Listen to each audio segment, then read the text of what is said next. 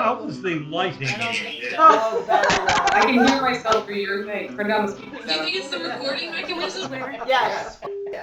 Another issue that's been very prominent in the press lately, don't ask, don't tell military policy.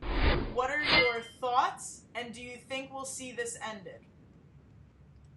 Yes, is the answer to that. The other question is, it's taken far too long. It's absolutely ridiculous. Daddy can tell you. Go ahead. About being in the service. We are a little disappointed in our beloved president. When he campaigned, he said he was going to end it, and I wish he had ended it, and he could have. But he deferred to the military. I understand the problems. Well, I think it's all political. But yes, it's going to end.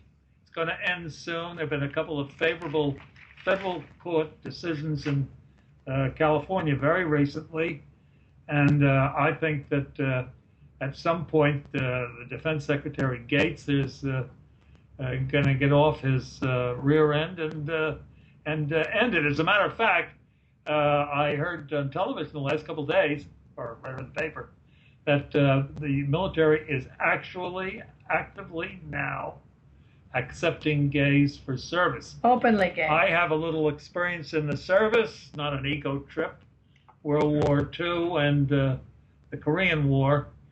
And let me tell you, of course, we didn't think that much those days about gays, straights. It wasn't, as big a topic.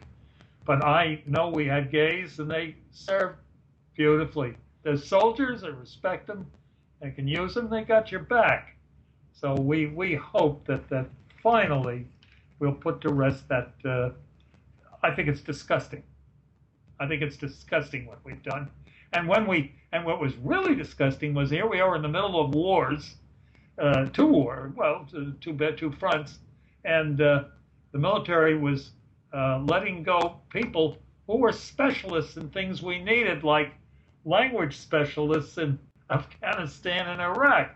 It was just so counterproductive in all ways. But on a moral standpoint, we're Americans, and I just don't think we have any business paying any attention to that ridiculous policy. But that's why it's important to vote, get out and vote for people. Now, for instance, the judge in Florida who finally decided that a foster child or an adopted child could be adopted by same-sex couples, that it wasn't that could happen today.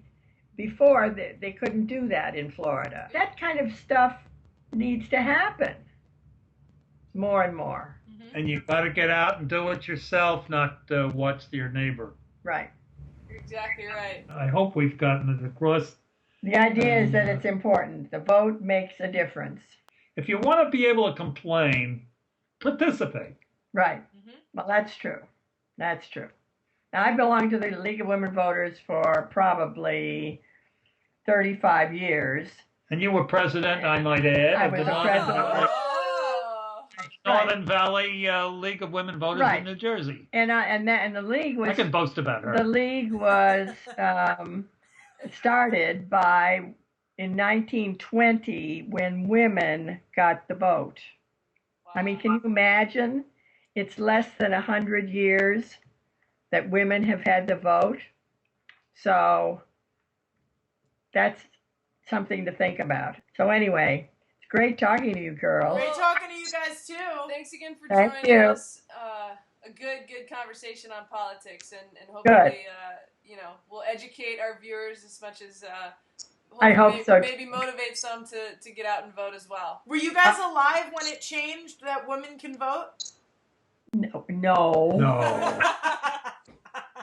In conclusion, if you want to wave your flag and tell everyone from Das Funkin Ruckus to get their asses out and vote, can you say that? Get your asses out and vote. Yeah.